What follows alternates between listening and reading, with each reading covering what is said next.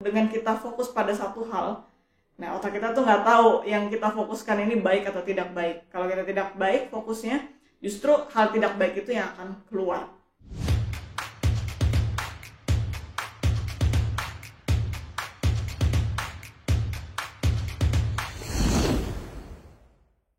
Hai teman-teman, welcome back. Pada waktu kita bermain atau mempelajari sebuah instrumen, tentunya kita seringkali membuat kesalahan, dan itu wajar di awal-awal kita belajar.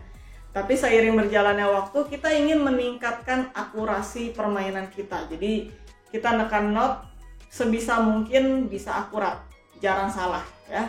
Kalau salah sesekali ya itu wajar lah. Kadang-kadang manusia ada berbagai faktor yang bikin pada saat perform tuh bisa salah nekan notnya ya. Tapi kita berusaha sedekat mungkin dengan akurasi. Nah, gimana caranya kita meningkatkan akurasi? Di sini saya mau bagiin 5 step yang bisa meningkatkan akurasi teman-teman. Yang pertama, latihan dengan lebih pelan.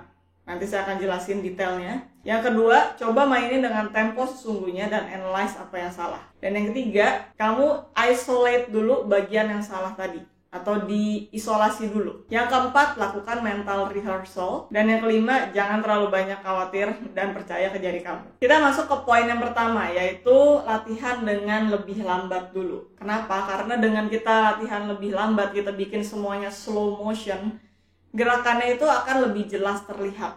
Nah, jadi kamu juga bisa lihat jari kamu tuh geraknya sudah efisien atau belum. Contoh sekarang saya mau mainin ada lagu dari sebuah band yang dulu terkenal banget. Mungkin teman-teman bisa tebak judul lagunya apa, tulis di komentar. Oke, kita coba ya main dulu. Saya mainin slow motion dulu.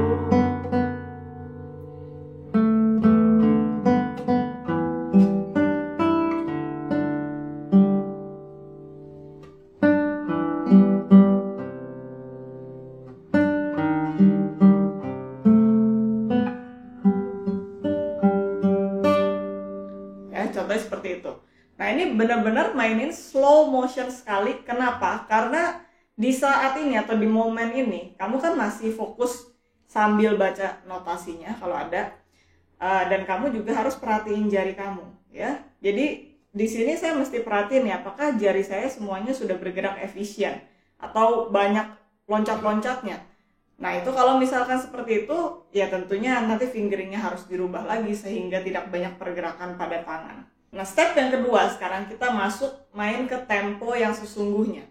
Nah, di sini kamu nanti bisa langsung menyadari kalau ada kesalahan. Karena biasanya itu drastis kan, dari kamu main super lambat ke kamu main tempo sesungguhnya. Itu biasanya kan harus ada adjustment juga dari speed.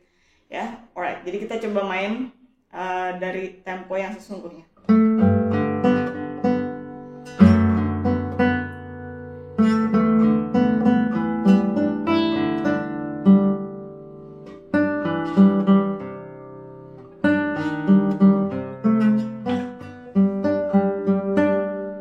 Misalnya seperti itu. Nah, terus kamu sadarin nih, misalkan mainnya kok di sini masih belum lancar ya.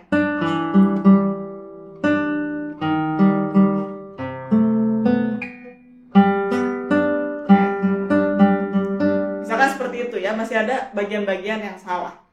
Nah, kita masuk sekarang ke step yang ketiga. Ketika kamu sudah bisa tandain ada bagian-bagian yang belum sempurna atau masih sering salah mainnya, di situ kamu isolasi dulu bagian tersebut. Let's say di bagian ini tadi.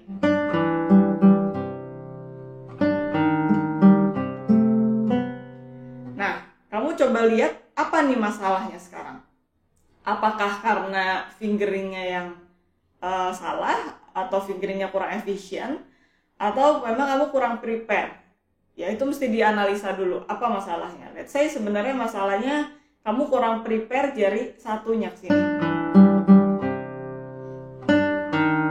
Ya, karena dia dari E ke E flat.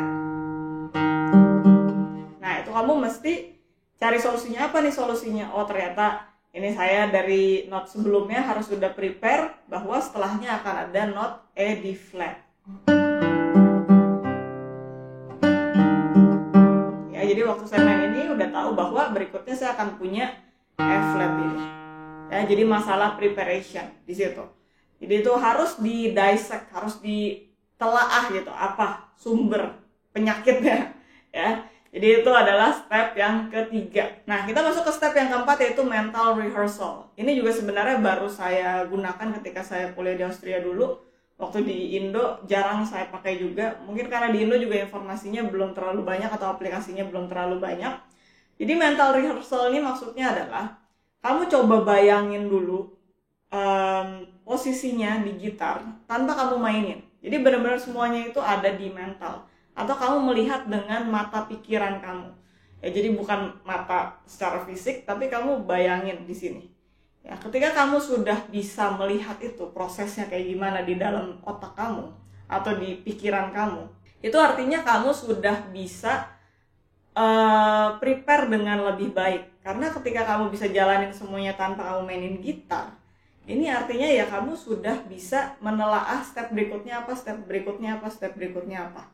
Ya, dengan begitu itu akan membantu kamu ketika kamu bermain. Jadi kamu preparationnya lebih baik lagi. Ya, kalau misalkan kamu nggak bisa melihat dengan pikiran kamu, pada saat kamu bermain itu mestinya jarinya di mana. Nah, itu berarti kamu belum benar-benar menyerap informasi yang ada di partitur itu ke dalam permainan gitar kamu. Right? Jadi ini bisa dicoba di rumah. Kamu ambil aja 4 bar singkat contohnya.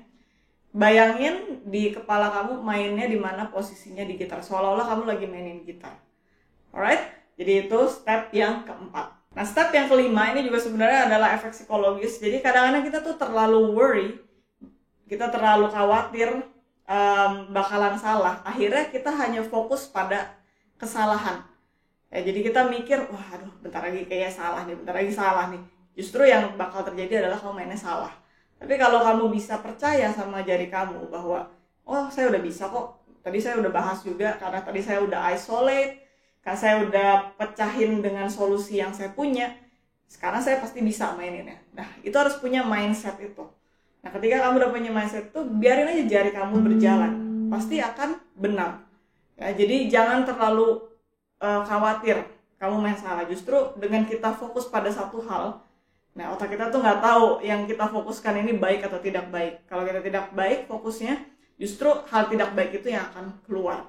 Jadi itu 5 steps yang bisa kamu pakai untuk bisa meningkatkan akurasi. Tips dari saya, kamu latihan juga hal-hal simple as main tangga nada atau scale, supaya di situ kamu juga bisa meningkatkan kelincahan jari dan juga akurasi kamu dalam menekan not.